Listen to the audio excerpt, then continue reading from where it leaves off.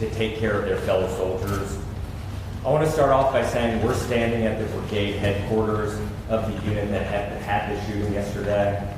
And this morning, if you were here, what you would have seen is you would have seen a lot of soldiers out doing physical training and PT. That is incredibly important to us because we are highlighting the resilience of the American soldier. We are showing their strength and their courage under fire. They're going to spend the remainder of the day able to meet with counselors, but also getting back to their jobs, serving the American people. We spent this morning, General Lucas and I, visiting some of our soldiers who are in the hospital and meeting with their families. We talked to doctors, and one of the things that I can say unequivocally is that the fast action of these soldiers under stress and under trauma and under fire absolutely saved lives from being lost. On behalf of President Trump, Vice President Vance, Secretary Hegseth, they wanted me to tell these soldiers, their family, and this community that the entire federal government stands by and stands ready to care for these soldiers and their family.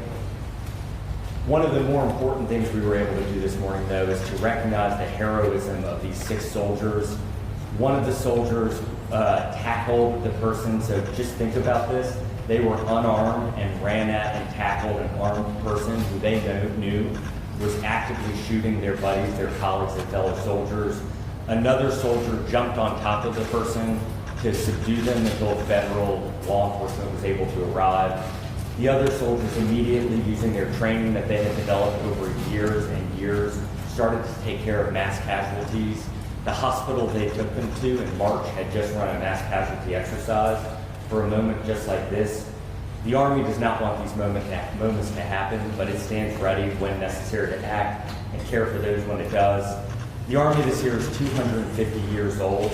That is 1 year older than this nation itself. These American soldiers highlight exactly what the Army has meant to this country. It has been there in some of the most traumatic moments of this nation's history, and it has been resilient, stood strong, and acted on behalf of American citizens. I just want to thank this community. It is absolutely unbelievable to me the speed with which law enforcement officers showed up, paramedics showed up. We had so many people showing up within the first hour that we actually had to stage some of them away. We are so grateful for this community and all that it does for our soldiers and their families. The investigation is ongoing. I imagine a lot of the questions we'll take will be related to that. We will not be able to answer some of those questions, but we are going to do a deep, hard investigation. It will be, the findings will be transparent. They will be released to the American public. We commit to you that anything we discover during the investigation that can make this base and other bases like it safer, we will act on as quickly as possible. Now I'm happy to take questions. Standing beside me, I have General Lucas, the Division Commander, and Special Agent O'Connor from Criminal Investigation Division. So let's kick off with some questions. Mr. Secretary, Robin Kemp from The Current. Hi. Will there be any efforts by the DoD to harden the entrances to installations to look for things like personal weapons coming in and out of base? We are constantly looking at our security protocols on all of our bases, both in CONUS and around the world. We absolutely will want to learn from this investigation. We do not want something like this to ever happen again on an Army base. And so if there are things we can do to improve safety, we will take those steps. But right now, we're really early in the investigation. Mr. Secretary, Yeah. Faith from here with ABC News. Thanks for being here. How did the suspect get a gun, his personal gun, past security onto the base and to his workplace? Faith, as I just remarked to your colleague, we are still early in the investigation. The shooting happened yesterday. CID, I can have him come up and tell you what we've learned so far. Our commitment is what we learn will be disclosed, it will be transparent. Justice will be brought on behalf of these victims and the community that was harmed. Good morning. As the Secretary mentioned, this is still an active investigation. We're still processing the scene with all the resources and capabilities that the Army's Criminal Investigation Division has to offer, which is immense. We've searched people in this entire region. In light of the fact that we're still processing, I'm going to have to defer that question. Is it normal to have a personal gun on base here? No, that would be a violation. And next question. Mr. Secretary, Brian Young from CNN. Hey, Ryan. How you doing? You got a chance to meet with the families, and obviously we won't have that chance. You got a chance to meet with them, talk to them. You seem very proud of how everyone reacted. Can you tell us what that was like, meeting with families? What state are they in right now? Share what the public was concerned about these folks who obviously didn't deserve the shot. Ryan's heartbreaking, sitting in there and seeing their soldier, their daughter sitting behind them, struggling. Our hearts broke with them. We tried to hug them. We tried to convey from the president and the vice president and the secretary of defense that our entire nation mourns with them. We stand behind them. It has been only a couple of hours for them. I think they are still processing through it. But what we wanted to convey is we will be here with them every single step of the way. The United States Army is committing every resource we need to get these soldiers back into their formations as quickly as we possibly can. And then one of the things that we had said at the meeting earlier with the soldiers from this unit is, General Lucas and I were reflecting on this in the car ride. These kind of moments, especially if you've deployed, you've got to see them more frequently. The trauma from them often doesn't hit for weeks or months on it. Like it doesn't come as quickly as you might think. And so what we try to encourage for all of our soldiers is to speak up, lean on each other, lean on your leadership, and we will provide the resources, the care, and the love that they need to recover. General, can you take that on as well too, real quick, just about what it was like to meet with those families as well? Yes, sir. Thank you for the question. It's heartbreaking. It's painful to see them struggling with a wounded family member. They expressed that they were incredibly proud of their soldier, as we are, and they asked for prayers. So we appreciate all the prayers that have been sent our way, and we would ask you to keep them coming. General Lucas, Priya Schreiner with NBC News. Yes, Skyler with CBS News here. Quick question for you. Can you describe the condition of those who were injured? I know that there might have been some updates. I know the general you said yesterday they're expected to be okay, but just nature of the injuries and life. Yes, sir. Thank you. Of the 5 wounded soldiers, 3 were released yesterday, which is amazing considering the circumstances and the ranges at which they were engaged. 1 soldier remains as an inpatient here at Wynn Army, right here on Fort Stewart. She's doing very well in high spirits. Of course, she's got a little bit of a road to recovery. We're hopeful she may be released as early as this weekend, but that will just depend on how things heal up over the next couple of days. And we have 1 soldier that remains at Savannah Memorial Community Hospital, who I visited with the secretary this morning. She's got a little bit longer road to recovery. The doctors are very positive, but I think it's going to take her a bit longer to recover. But they're very hopeful she's going to make a complete recovery. General Lucas, this is Priya Schreiner with NBC News. I know you guys are prepared for scenarios like this when you go to war zones or on combat deployments, but have you gotten an opportunity to speak to some of the soldiers in this unit about how they're processing that this attack occurred from one of their own, and how are you processing that as a leader? Yeah, I think we train for this on the battlefield, and it's a different situation when it happens on an installation with one of your own. So I think over the upcoming days and weeks, as the secretary said, people are going to process this and work through this at different rates. And we know we've got to keep a very close eye on them. We've got to wrap our arms around them. We've got a great community here, a great response. As you saw from all the folks the secretary recognized this morning, the support from the local community, just amazing. So we feel that this demonstrates that we train internally for the worst case scenario, and our doctors and our medics and our soldiers responded exactly as we trained them to do. And now our job is to make sure that we care for them as they work through this. Thank you. And I just want to recognize behind me to the right, these are the 6 soldiers we were able to recognize today. And they, I mean this as sincerely as humanly possible.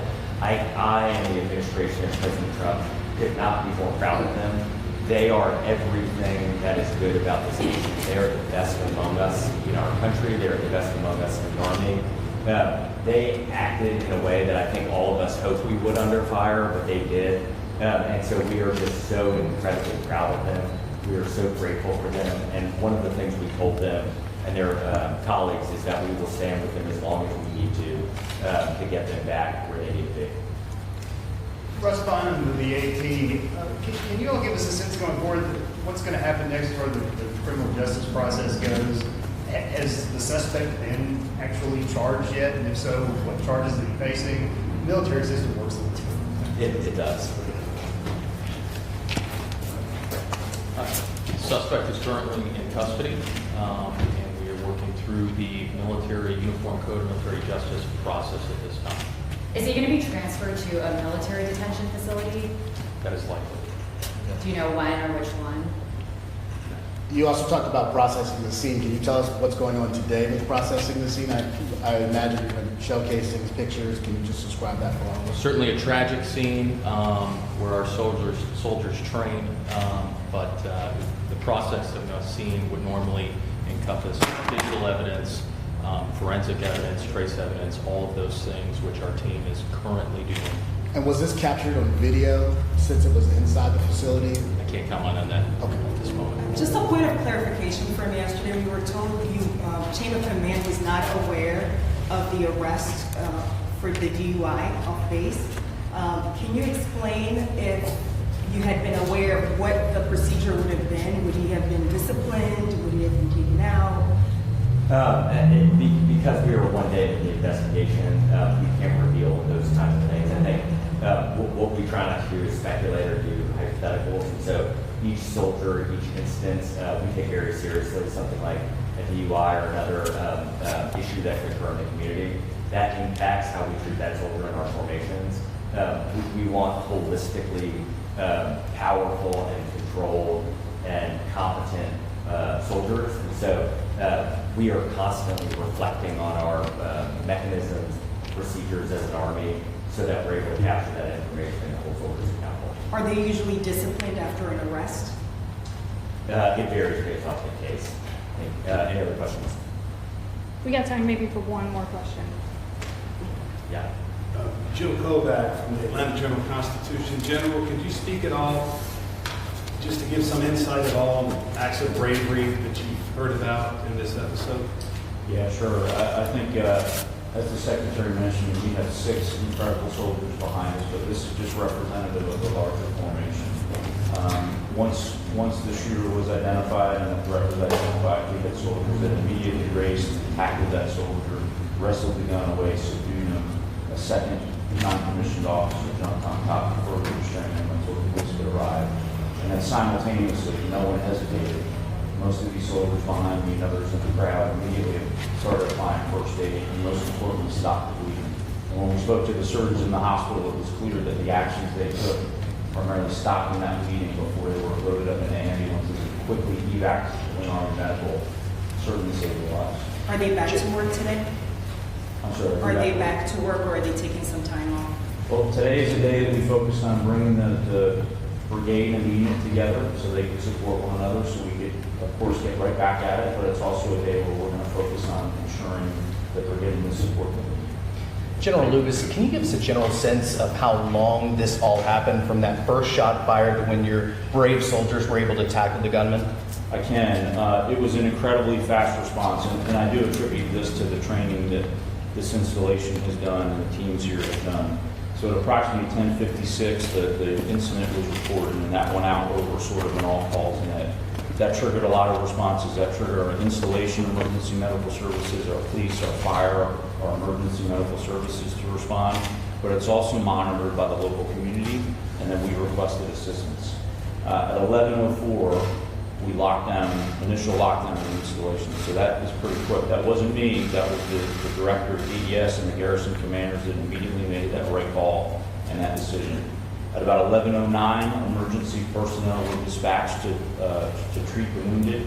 At 11:35, the shooter was apprehended by the soldiers and the law enforcement. Several behind us and several in the crowd that we recognized earlier. So really what that means, we had about 13 minutes after that first report, we already had people, ambulances, fire, fish and game, military police responded and were on the scene.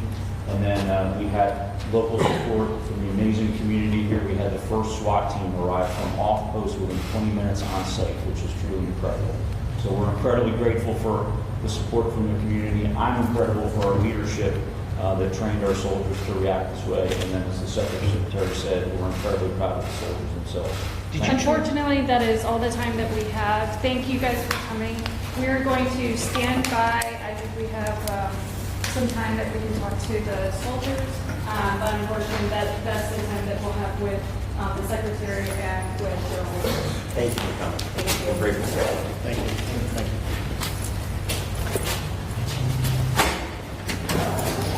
Okay, we're going to take a quick pause as we transition to the first.